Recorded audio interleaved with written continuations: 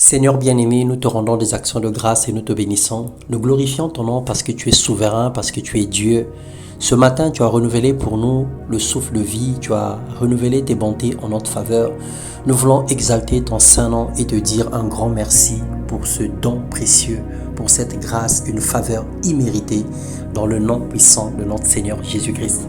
Bonjour bien-aimés frères et sœurs, que la grâce du Seigneur soit notre partage. Bienvenue dans notre partage quotidien.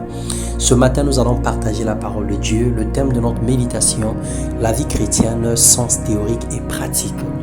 Et nous lisons dans 2 Pierre, le chapitre 1, le verset 4 à 11. La Bible déclare: « Vous qui avez fui la corruption que les mauvais désirs font régner dans ce monde, pour cette raison même, faites tous vos efforts pour ajouter à votre foi la force de caractère, à la force de caractère, la connaissance, à la connaissance, la maîtrise de soi, à la maîtrise de soi, l'endurance dans l'épreuve, à l'endurance, l'attachement à Dieu, à cet attachement, l'affection fraternelle et à l'affection fraternelle, l'amour. » Mon frère, ma soeur, la foi est une façon de posséder ce qu'on espère.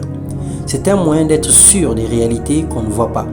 À cette foi, on rajoute la force de caractère ou vertu, qui est une capacité personnelle et surnaturelle que chaque individu possède. C'est aussi une disposition ferme, constante de l'âme qui porte à faire le bien et à fuir le mal. Donc le Seigneur nous demande d'ajouter à toutes ces choses les vertus que nous avons précitées tout à l'heure.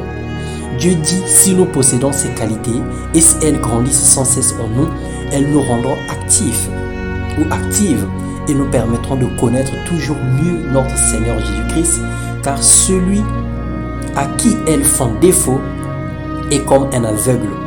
Il ne voit pas clair, il a oublié qu'il a été purifié de ses péchés d'autrefois. Puisque Dieu nous a appelés et choisis, redoublons donc d'efforts pour éprouver dans toute leur force les effets de cet appel et de ce choix. Dans 1 Jean 4, le verset 6, la Bible déclare: la parole de Dieu n'est pas paradoxale, ni contradictoire, mais elle a un sens théorique qui consiste à connaître Dieu au travers de sa parole, avoir une relation avec lui. Mais elle possède également un sens pratique qui consiste à pratiquer la parole de Dieu, à obéir à celle-ci et à marcher avec elle. Elle ne suffit pas seulement de connaître, mais de s'en approprier et faire un avec cette parole. Donc je disais que la vie chrétienne a un sens théorique et un sens pratique. Le sens théorique consiste à connaître Dieu au travers de sa parole et avoir une relation avec lui. Et le sens pratique consiste à pratiquer la parole de Dieu, à obéir à celle-ci, à marcher avec elle et de s'en approprier et de faire de cette parole notre vie de tous les jours. La négligence et l'absence d'une vie pratique de l'évangile nous entraîneront dans les échecs, selon Jérémie 48, le verset 10. Dieu ne peut pas faire ce qui relève de notre responsabilité, car il a tout mis en œuvre afin que nous allions de l'avant et manifestons la victoire. Donc le Seigneur a mis toutes choses à notre disposition. Il a tout accompli à la croix. Il combat pour nous les combats visibles et invisibles. Il nous a laissé ses promesses. Il nous a laissé sa parole.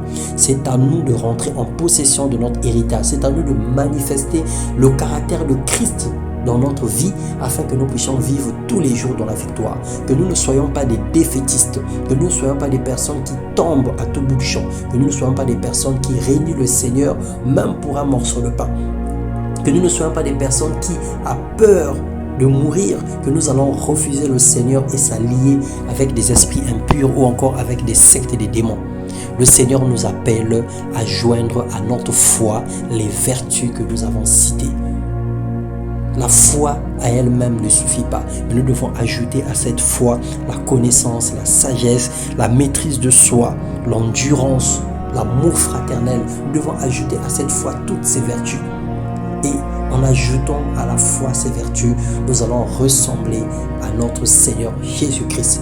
Car chrétien veut dire comme Jésus-Christ. Notre objectif final, c'est de marcher en nouveauté de vie et de faire la volonté de notre Père.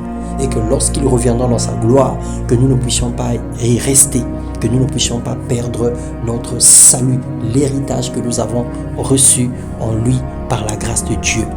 Que le Seigneur vous bénisse et qu'il nous accorde une compréhension sans pareille de sa parole, qu'il nous emmène plus loin que le niveau actuel là où nous sommes avec lui et qu'il nous ouvre les yeux, qu'il fasse tomber les écailles afin que nous puissions comprendre quelle est la révélation de la connaissance au travers de sa parole.